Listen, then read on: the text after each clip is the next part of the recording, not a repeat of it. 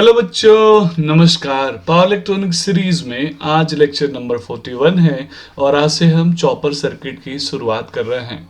तो आइए बच्चों, हम सबसे पहले चॉपर के बेसिक डेफिनेशन को समझते हैं।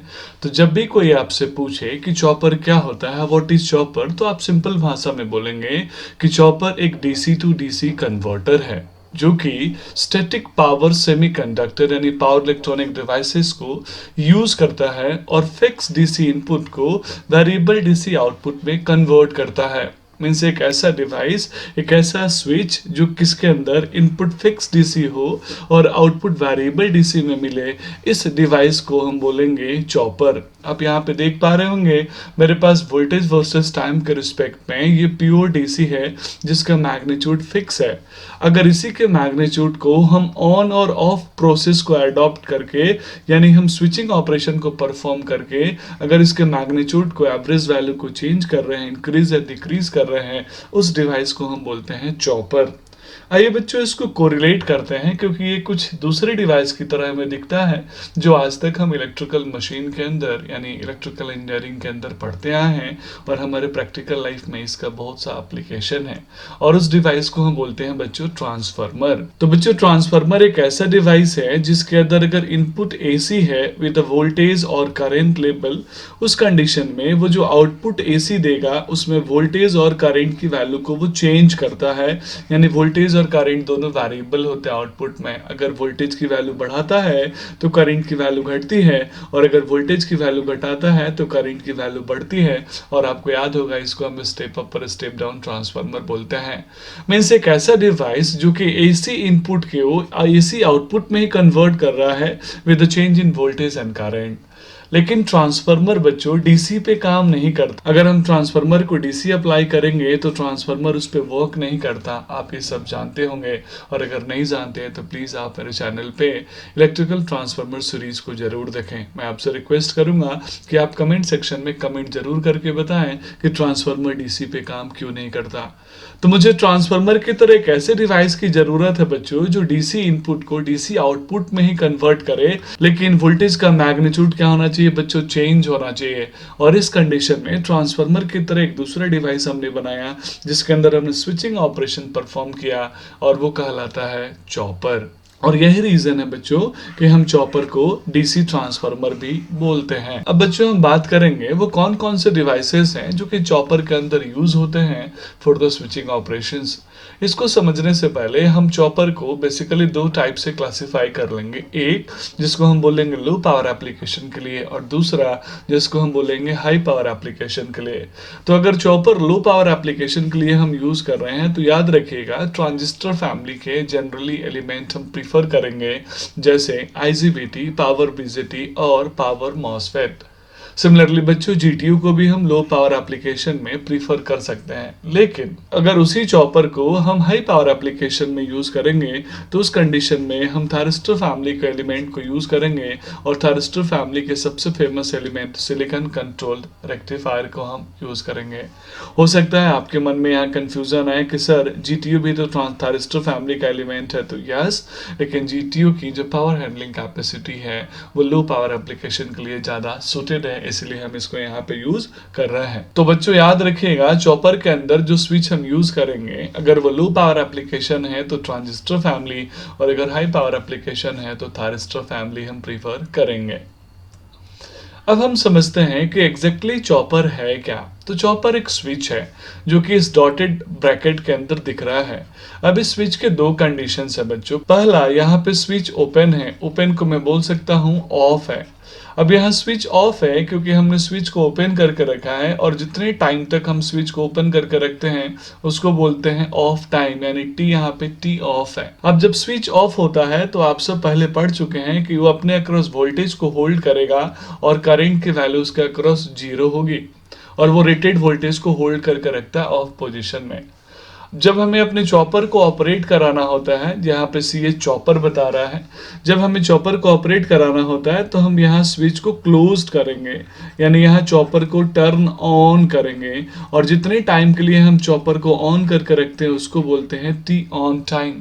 याद रखिएगा बच्चों, यहाँ स्विच क्लोज्ड हो गया, यानी चॉपर काम करेगा और जितने टाइम के लिए वो काम करेगा वो कहलाएगा टी ऑन टाइम। यानी हम चॉपर को यहाँ दो पोजीशंस में लेके आ रहे हैं, एक जब चॉपर ऑन हो रहा है जिसको हमने टी ऑन टाइम बोला, और दूसरा जिसमें चॉपर ऑफ हो रहा है जिसको हमने टी ऑफ टाइम बोला। और इन दोनों टाइम को जब हम ऐड करते हैं तो उस टाइम को हम बच्चों बोलते हैं टाइम पीरियड।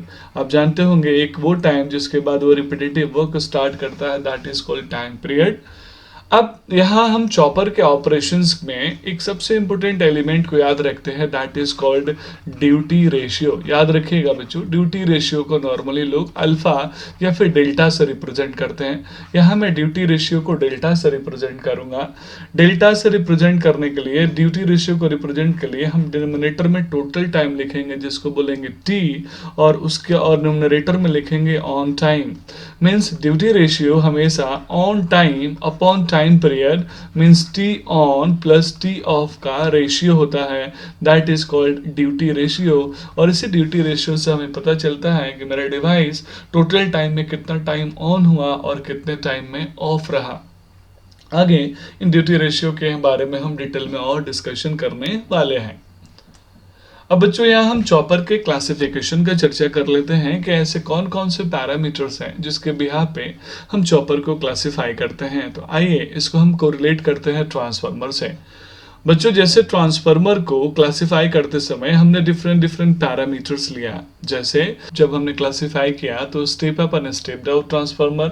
सिमिलरली बच्चों अगर हमने नंबर ऑफ वाइंडिंग के बिहार पे क्लासिफिकेशन किया तो single winding multi winding transformer. हमने नेचर ऑफ एप्लीकेशन के बिहार पे जब क्लासिफिकेशन किया तो power transformer, distribution transformer. Similarly बच्चों यहाँ चॉपर के भी डिफरेंट डिफरेंट क्लासिफिकेशन है क्योंकि क्लासिफिकेशन का पैरामीटर डिफरेंट डिफरेंट है। तो आइए सबसे पहले हम वोल्टेज लेवल के बिहाफ पे, मींस इनपुट में वोल्टेज क्या लेता है और आउटपुट में वो चॉपर क्या वोल्टेज हमें देता है, उसके बिहाफ पे हम क्लासिफिकेशन कर रहे हैं।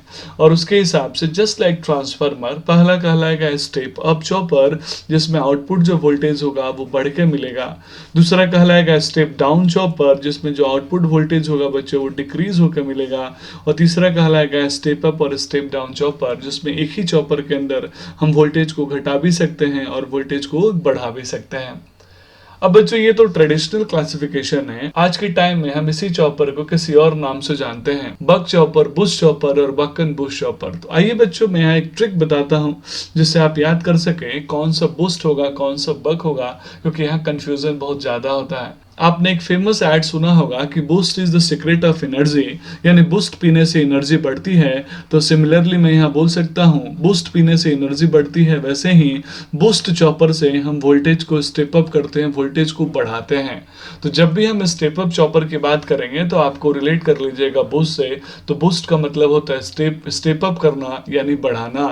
अब बूस्ट अगर स्टेप अप होगा तो बक स्वाभाविक है स्टेप डाउन होगा। और इसी तरीके से आप step up and down chopper को लिख सकते हैं बूस्ट एंड बक चॉपर। और अगर इसका उल्टा करना है स्टेप डाउन एंड अप तो आप लिखेंगे बक एंड बूस्ट चॉपर।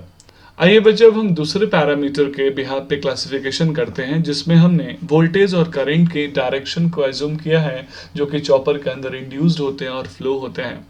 तो बच्चों वोल्टेज और करंट के डायरेक्शन के बिहार पे हम चॉपर को बोल सकते हैं class A chopper, class B chopper, class C chopper, class D chopper and class E chopper. इन चॉपर्स में बच्चों जो वोल्टेज और करंट का डायरेक्शन होगा चेंज होगा। किसी में वोल्टेज और करंट दोनों पॉजिटिव होंगे, किसी में वोल्टेज पॉजिटिव होगा करंट नेगेटिव होगा, किसी में दोनों नेगेटिव होंगे। इस तरीके से हम इसका क्लासिफिकेशन करते हैं। सिमिलरली बच्चों अगर हमें सर्किट ऑपरेशन के बिहार पे क्लासिफिकेशन करना हो चॉपर को तो मैं बोल सकता हूँ एक चॉपर जो कि फर्स्ट क्वाड्रेंट में ऑपरेट होता है सिर्फ, जिसको हम बोलते हैं फर्स्ट क्वाड्रेंट चॉपर। सिमिलरली एक चॉपर जो सिर्फ सेकंड क्वाड्रेंट में ऑपरेट होता है उसको बोलते हैं सेकंड क्वाड्रेंट चॉपर।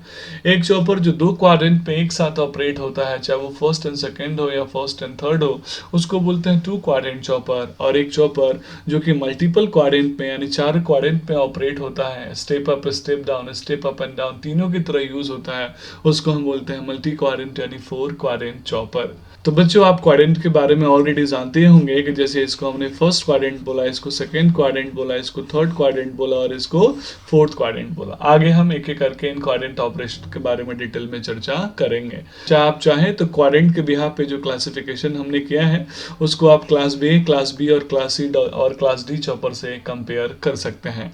अब हम बच्चों बात करेंगे कम्यूटेशन मेथड ऑफ चॉपर के बिहाफ पे चॉपर का क्लासिफिकेशन। बच्चों जब हम चॉपर के अंदर thyristor element as switch use कर रहे हैं तो स्वाभाविक है उस थायरिस्टर का टर्न ऑफ करना होगा, कम्यूटेशन करना होगा, यानी चॉपर का कम्यूटेशन करना होगा।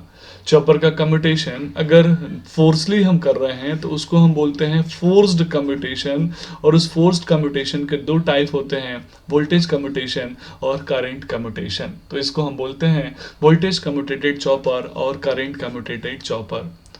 अगर हम फोर्स के जगह पे लोड के बिहाफ पे हम अपने चॉपर को टर्न ऑफ करने जा रहे हैं, चॉपर स्विच को टर्न ऑफ करने जा रहे हैं, तो उसको हम बोलते हैं लोड कम्यूटेटेड चॉपर और वो कम्यूटेशन कहलाता है लोड कम्यूटेशन। यस, आपको याद आ रहा होगा ऐसा कुछ कम्यूटेशन हम यूनिट 1 यानी रेक्टिफायर सर्किट में भी पढ़ते हैं। सिमिलरली बच्चों अगर इंपल्स सिग्नल को यूज करके हम चॉपर सर्किट को ऑफ कर रहे हैं, that is called impulse commutated chopper, और इस कम्यूटेशन को इंपल्स कम्यूटेशन भी हम बोलते हैं। अब बच्चों दो फेमस टाइप ऑफ चॉपर का यहाँ हम डिस्कशन करने वाले हैं, जिसमें सबसे पहला कहलाता है एसी लिंक चॉपर और दूसरा कहलाता है डीसी लिंक चॉपर।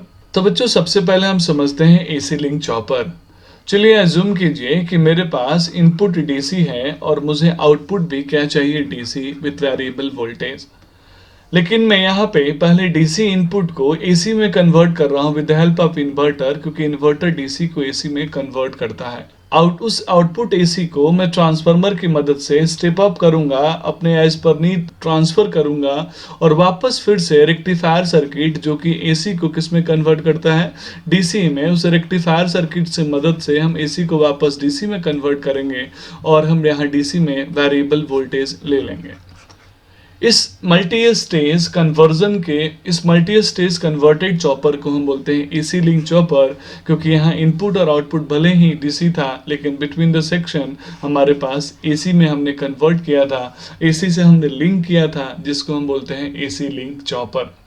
ये एक मल्टी स्टेज कन्वर्जन है। अगर मैं इस मल्टी स्टेज कन्वर्जन को सिंप्लीफाई कर दूं और सिंगल स्टेज में कर दूं, सिंगल स्टेज मींस मेरे पास इनपुट अभी भी डीसी है और मुझे आउटपुट अभी भी डीसी चाहिए और वो वेरिएबल वोल्टेज होना चाहिए, लेकिन मैं यहाँ डीसी को एसी में कन्वर्ट नहीं कर रहा हूँ। सिंगल स्टेज में स्विचिंग ऑपरेशंस को परफॉर्म करके मैं डीसी को फिक्स डीसी को वेरिएबल डीसी में कन्वर्ट कर रहा हूँ, तो that chopper is called DC link chopper, single stage chopper.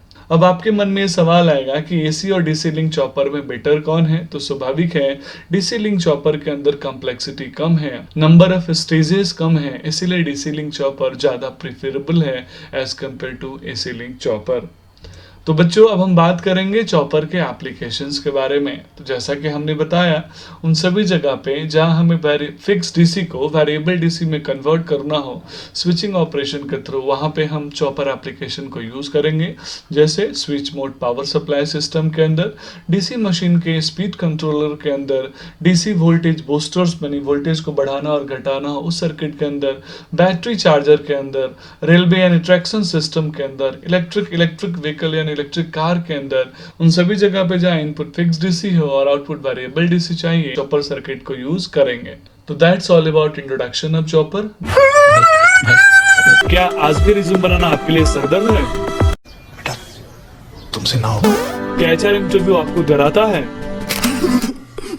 क्या आप आज भी इंटरव्यू के क्वेश्चंस का सही आंसर नहीं दे पाए?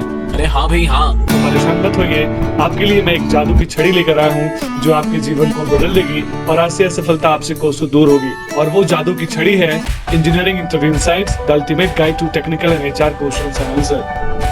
सही सुना आपने, ये बुक आपको एक अलग ही दुनिया में लेकर जाएगी। इस बुक से पढ़ने के बाद आपका कॉन्फिडेंस लेवल अलग होगा। इसमें सब कुछ है, टेक्निकल क्वेश्चंस का जवाब, एचआर इंटरव्यू के सही तरीके और रिज्यूम बनाने का आसान राज। This book is available on Flipkart and Amazon. Check link in description box.